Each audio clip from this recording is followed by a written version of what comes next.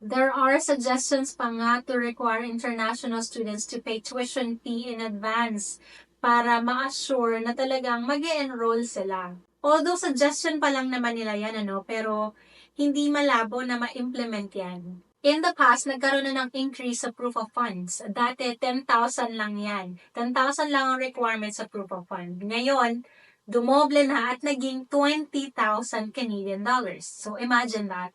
And to be honest, talagang nakakabahala na yung mga pagbabago sa immigration policies kasi hanggat hindi ka PR, well, even PR nga, nare-revoke pa eh. So, hanggat hindi ka citizen, talagang walang assurance, walang peace of mind.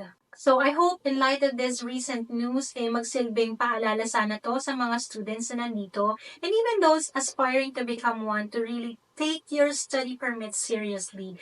And it's a serious commitment. Imagine mo na lang if you choose not to enroll and if matrace ka ng government, in a snap, pwede ka talagang pauwiin.